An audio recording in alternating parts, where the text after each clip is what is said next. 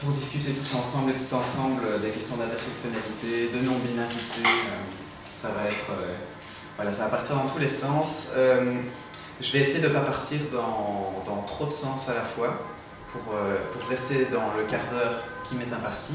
Je sais qu'après on a une table de discussion à travers laquelle on pourra aller beaucoup plus loin en petits groupes.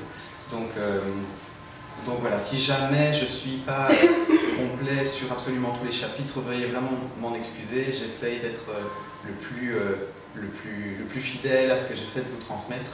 Et puis par la suite, on pourra vraiment plus creuser. Je vous préviens aussi que je vais m'exprimer en français. J'ai prévu mon intervention en français. Mais si vous avez des interventions, des questions après, n'hésitez pas à vous exprimer dans votre langue à vous. Pareil pour la table de discussion. Si jamais on a besoin d'interprétation, on le fera, mais qu'on puisse chacun et chacune s'exprimer dans une langue à laquelle on se sent confortable. Et donc permettez-moi de m'exprimer dans celle où je me sens le plus confortable aussi. Alors, j'ai été annoncé comme représentant de la Rainbow House de Bruxelles, mais en fait je viens m'exprimer face à vous en qualité de trois ensembles qui me constituent. Donc ma vie est divisée dans ces trois ensembles, à savoir ma vie personnelle, déjà, je suis un individu, j'ai une famille, j'ai des relations, j'ai des amis. Un autre ensemble, c'est mon travail d'activiste, donc via la Rainbow House de Bruxelles, qui est une coupole d'associations, et dans laquelle je travaille en tant qu'activiste queer, LGBTQI+, etc. Et le troisième ensemble, c'est l'ensemble de ma production artistique, puisque à la base, avant de travailler à la Rainbow House, je travaille comme artiste, je suis auteur, performeur, donc entre le slam et le cabaret. Donc déjà dans cet ensemble-là, il y a plusieurs ensembles qui se mélangent. Et donc ces trois ensembles ne sont pas complètement séparés les uns des autres. Dans un premier temps, je dirais que ma vie personnelle s'imbrique avec ma production artistique, puisque ce que je vis, et ce qui est biographique, qui est autobiographique, se retrouve dans ma production artistique. D'autre part, mon art, mon écriture, mes performances sont activistes, puisque je suis un artiste queer. Et troisièmement, mon activisme me suit jusque dans ma sphère privée. Et quand je dis sphère privée, c'est-à-dire jusqu'au plus profond recoin de mon intimité. Je continue le lobbying trans, non-binaire, etc. jusque dans mes réunions familiales, en soirée, jusque dans mon pieu, parce que déjà la laideur du monde m'empêche de dormir des fois, et aussi parce que je reste un objet politique dans l'espace public, mais aussi dans mes espaces privés, avec mes amours, malgré moi. Alors, donc les frontières entre ces différents ensembles sont un peu floues, un peu perméables, de la même manière que mon écriture, ma production artistique, qui mélange plusieurs genres au sens littéraire. Mais ça, je reviendrai un peu plus tard là-dessus, c'est-à-dire au bout des 3 quarts d'heure de mon intervention, on n'a plus 15 minutes, mais on va essayer d'aller vite. Alors, je m'exprime en quelle qualité à propos de la non-binarité? Je vais déjà poser ça. Donc moi, je m'appelle Camille, c'est mon prénom, et en plus c'est mon prénom de naissance. Donc mes parents m'ont donné un prénom mixte, sans s'attendre à la mixité que j'allais leur foutre sous le nez au fur et à mesure de ma croissance, bien sûr. Donc quand je suis né, le médecin a crié « c'est une fille », tout le monde l'a cru, mais moi je n'entendais pas de cette oreille. Ce que je peux vous dire, c'est que dans ma production artistique, j'ai créé 2 pseudonymes. Le premier en 2012, c'est Nestor, puisque en tant que personne identifiée comme femme par la société, qui se sentait garçon, sur scène, je vivais mon identité masculine à travers un prénom masculin. Et puis par la suite, au fur et à mesure d'un traitement hormonal qui m'a permis de passer, comme on dit, donc d'être identifié comme homme, j'ai créé un autre pseudonyme, c'est le pseudonyme de Josie, qui me permettait de vivre l'expérience du travestissement dans l'autre sens. Donc voilà, c'est le mouvement entre les deux qui m'intéresse dans mon travail.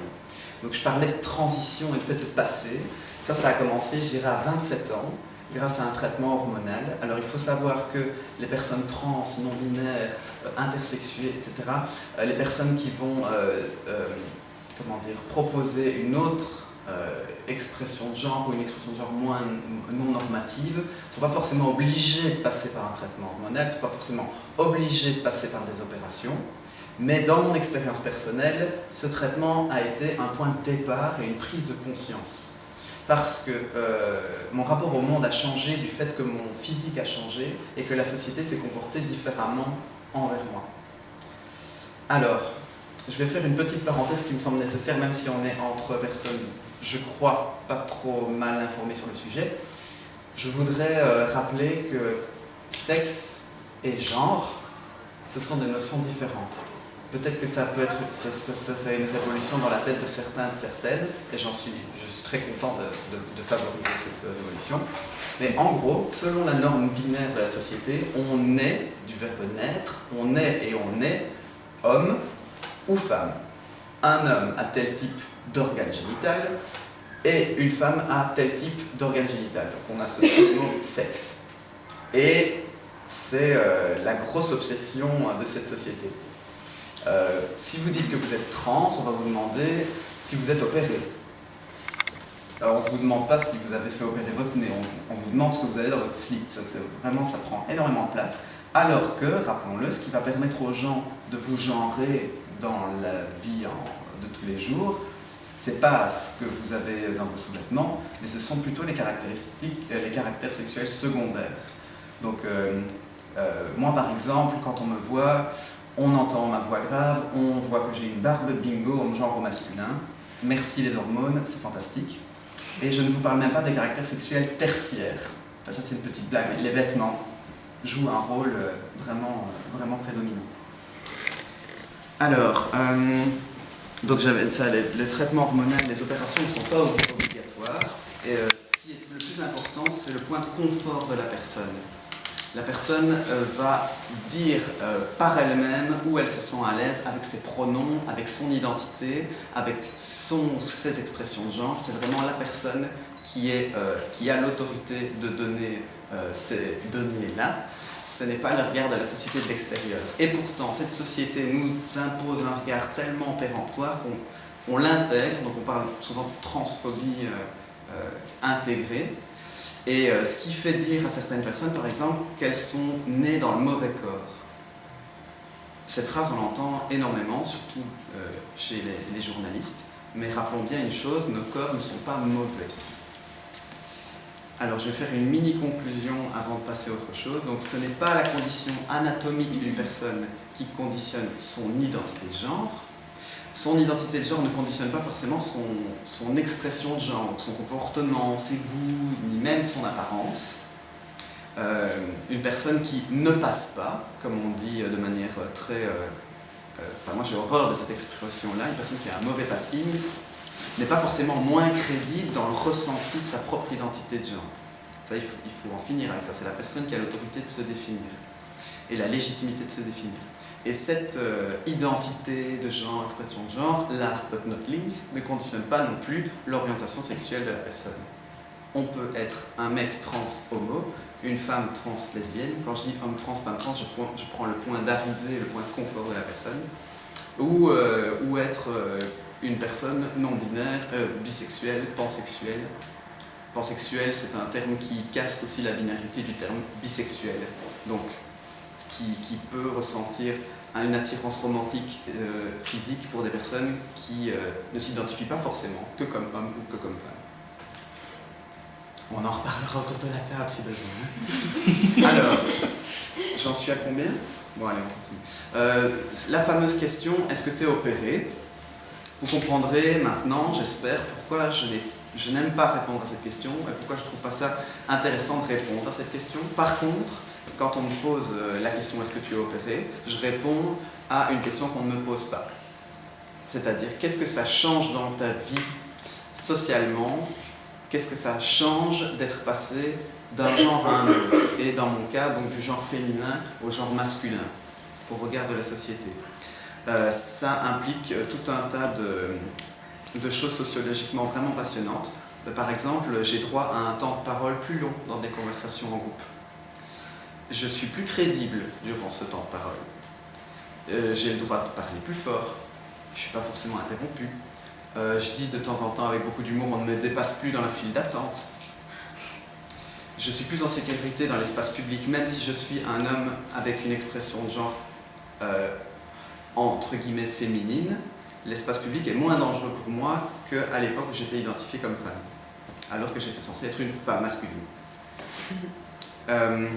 Je suis passé de objet de désir à sujet de désir. J'ai le droit. Dans les interactions interindividuelles, dans les prises de parole en public, sur scène, au travail, voilà, tous ces secteurs-là sont complètement transfigurés pour ma part. et tout un tas de privilèges masculins comme le coiffeur moins cher. Alors, en tant que personne trans, androgyne, donc qui suis passé d'un genre à un autre mais qui conserve une forme de non-binarité dans mon caractère, dans mes goûts, je n'osais pas faire de transition par exemple parce que j'aimais trop les paillettes, hein, comprenez. J'ai certaines responsabilités. Je dois être conscient de ces privilèges et je dois en faire bon usage. Donc, ce temps de parole plus long qui m'est imparti, parce que je ne peux pas l'utiliser pour mettre le doigt sur le fait que le temps de parole est déséquilibré. Dans ce temps de parole, je peux partager ce temps de parole avec celles à qui on coupe la parole. Je peux partager mon expérience avec d'autres personnes trans, non-binaires pour vraiment solidifier nos bonnes pratiques. Et je peux partager cette expérience avec des femmes et des hommes cisgenres. Je peux montrer explicitement une solidarité sans pour autant me outer, c'est-à-dire sans pour autant devoir dire « en fait c'est parce que je suis trans hein, que je distribue le temps de parole ». Non, mais en proposant peut-être un autre modèle masculin de certains questionnements du genre « est-ce que je suis en train d'agir selon les besoins de mon point de confort ou bien est-ce que je suis en train de reproduire des codes pour ne pas choquer les gens qui sont en face de moi? Est-ce que je ne suis pas en train de m'interdire certains comportements pour rester cohérent avec l'identité de genre pour mieux la faire accepter ?» C'est permanent. On est vraiment objet politique dans tous les aspects de sa vie. C'est très difficile de ne pas devenir militant quand on est une personne trans ou non-binaire. Donc notre rôle,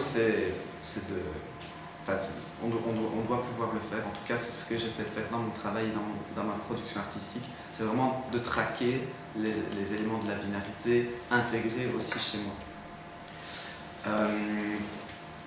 J'ai encore beaucoup de choses à vous dire, donc je pense que je vais devoir à un moment m'arrêter, mais je vais tout doucement faire le pont avec l'écriture, parce que c'est pour ça que je m'exprime ici dans le cadre de ce outspoken, qui est quand même l'idée de questionner les codes de l'art oratoire aussi. Quand j'ai commencé le slam en 2012, j'ai souvent entendu « c'est pas du slam ce que tu fais, tu bouges beaucoup, et puis tu chantes, c'est pas du slam. J'essaie de me faire publier, c'est pas de la poésie. On peut pas publier ça, c'est trop oral, mais on peut pas non plus le publier comme du théâtre, puisque ce sont des poèmes, et le serpent se mord la queue. » Mais peut-être est-ce que c'est en se bouffant la queue qu'on arrive à rentrer dans la seule case à laquelle on puisse appartenir, c'est-à-dire la sienne. Si vous voyez un peu l'image que j'essaie de dessiner. Alors moi je revendique tout à fait l'aspect poétique de ce que je fais. Je vais vous expliquer pourquoi. Ce n'est ni du théâtre, ni de la danse, ni de la chanson, ni de l'humour que j'entends dire. Ce n'est ni ceci, ni cela, ou bien c'est à la fois ceci, à la fois cela, ou c'est encore autre chose. Quelque chose qui serait à inventer. Et je pense que la poésie, c'est la cohabitation de différents genres, de différents éléments qui sont piochés comme des morceaux de puzzle dans différents ensembles et qui créent une nouvelle signification, qui créent un nouveau langage et qui débinarisent les genres, y compris les genres artistiques. Donc différents styles et disciplines qui sont en dialogue, qui se complètent, qui s'apportent mutuellement de la signification, des contradictions, des complémentarités, des mots, des gestes, des intonations, qui sont autant d'éléments sémantiques qui enrichissent et qui participent à la complexité du vivant finalement. Donc, il y a un autre exemple que je donne, c'est que dans ma production, je fais s'imbriquer l'humour et le désespoir. Donc pour vous donner deux exemples, comment on fait pour se tirer de la douleur avec l'humour, ou d'autre part, comment certains rires peuvent faire terriblement mal. Donc je pense que, j'arrive doucement à ma conclusion, je pense que ces différents éléments participent à une œuvre poétique autant que les codes de genre peuvent être considérés comme des éléments avec lesquels on peut jouer. Ce que je vais expliquer là, il faut bien m'entendre, je ne pense pas que les personnes trans sont des figures de style, hein. Mais je pense qu'on nous impose beaucoup de codes à respecter. À partir du moment où on met le doigt sur le fait que on mélange différents codes qui ne sont pas censés s'imbriquer, on propose quelque chose de nouveau et quelque chose de poétique autant que politique. Donc tout à l'heure, j'aurais expliqué bien la différence entre sexe, genre, identité de genre, expression de genre Et puis, orientation sexuelle, ces différents ensembles ne sont pas dépendants les uns des autres, ils ne se conditionnent pas mutuellement, mais par contre ils peuvent se croiser et produire ce que j'appellerais des surprises. Et ces surprises qui sautent aux yeux de la société, de nos interlocuteurs, interlocutrices, peuvent produire le meilleur comme le pire. Alors ça peut aller des regards interrogateurs, des remarques blessantes, voire des blessures physiques. Les personnes surprenantes en question sont la plupart du temps discriminées, agressées et rejetées. Ça fait partie du pôle pire, parce que d'autres n'arrivent pas à accepter cette fluidité et ce décalage qu'il y a avec leur horizon d'attente. On pense que tel genre va avec telle orientation sexuelle, va avec telle expression de genre, etc. Et si jamais ça sort du cadre, voilà, la binarité implique une certaine rigidité aussi, qui mène à ces réactions négatives, on va dire. Et d'autre part, quand on va du côté du meilleur, eh bien, on voit dans pas mal de cultures, de civilisations, que ces entités surprenantes, politiques et poétiques, forcent un genre d'admiration, de fascination, d'intérêt. On leur attribue même des vertus magiques. J'ai envie de dire, il existe le pire et le meilleur dans les réactions, mais où est le juste milieu là-dedans? Et si on pouvait juste nous voir comme des variations de la diversité humaine et nous foutre la paix.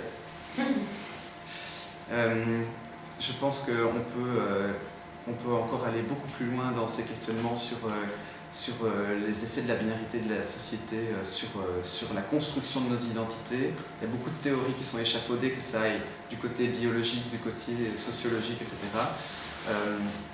Maintenant, d'aller vers quelqu'un en disant « j'ai compris ce que tu es, j'ai compris d'où tu viens », sans lui demander son autorisation ou son avis, je pense que c'est le mauvais chemin.